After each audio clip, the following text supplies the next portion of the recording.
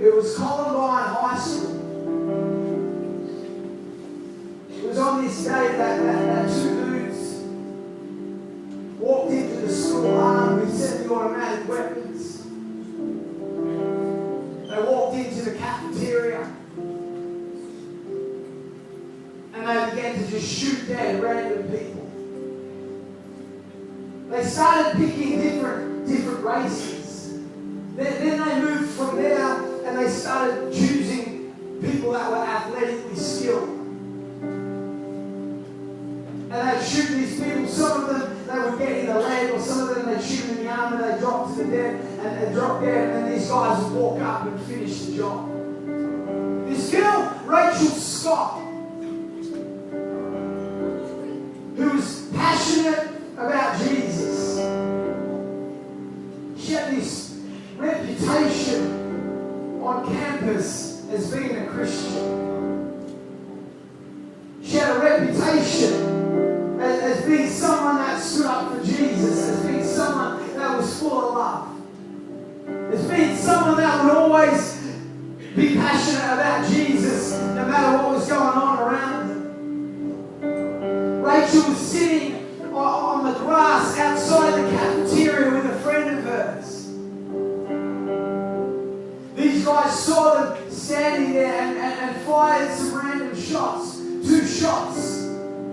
One got Rachel in the leg, the other got her in the torso.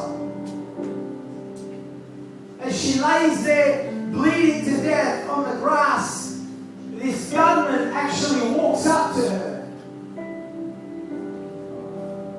It says here that I had a look at what happened, that he actually grabbed her by the hair and lifted her head back.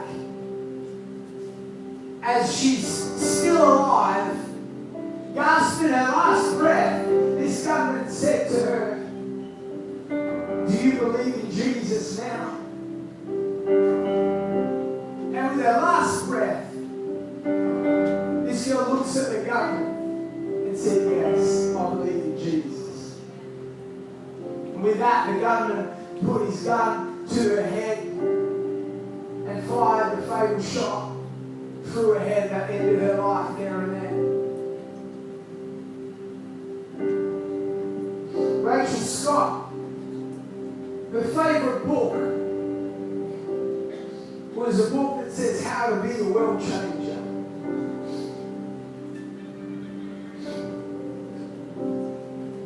Rachel Scott had written on the front of her diary on the cover, "I will not be regarded as average."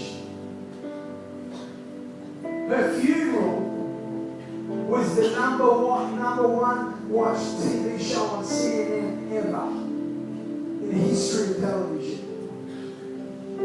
Her influence. I was watching an interview with her dad, and her dad was saying that a year before, this girl was laying on the carpet in her living room watching Oprah on TV.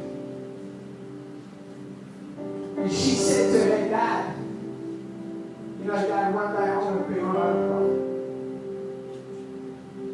She didn't even know what she was saying. Funnily enough, that interview that I was watching with her dad when he was telling that story was an interview that her dad was doing with Oprah on Oprah. Her dad's telling the story. And he begins to cry.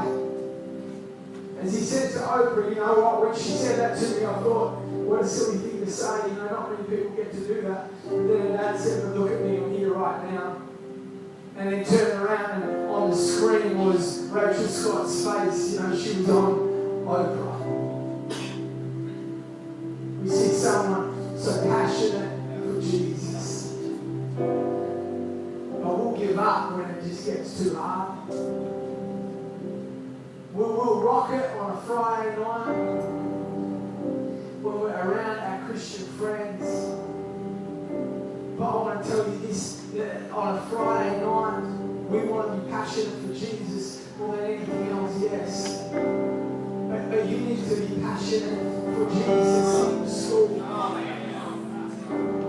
Because we're surrounded by people that are hopeless, full of hopelessness, without a cause to stand for. It's like the injured people people that are walking away in retreat, just trying to find a cause, and we just need some young people to just grab a hold of the flag and say, "Go follow them." Even if they don't do it at the start, you keep running. See, there were some dudes, when Mel Gibson did this, there were some dudes that were so beaten that it took them a while to actually turn around.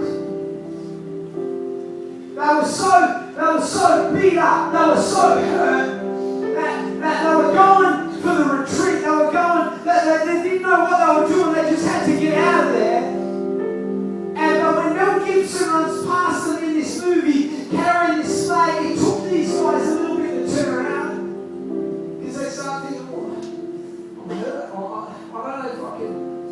But as he just kept running, as he kept focused on the cause, eventually they said, "You know what, we're going to do this."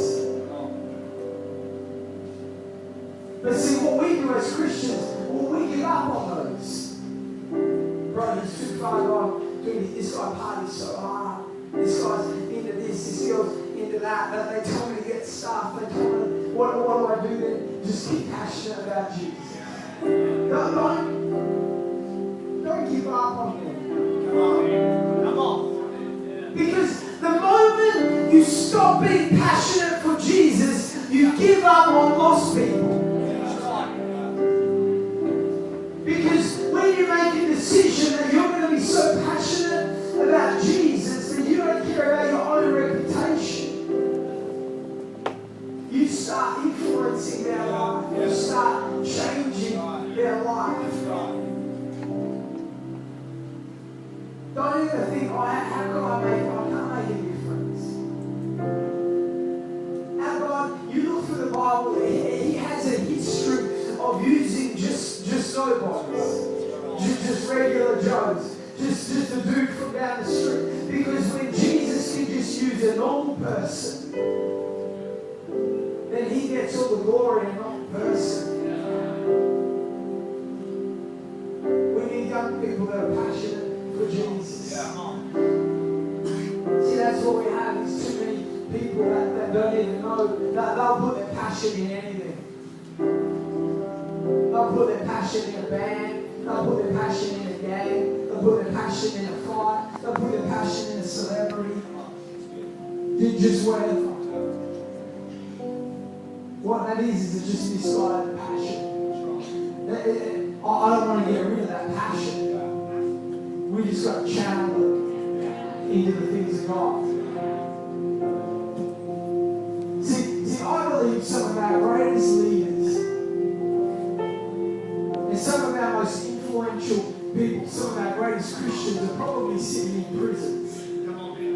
Why? Because of misguided passion. But we just need people that will be willing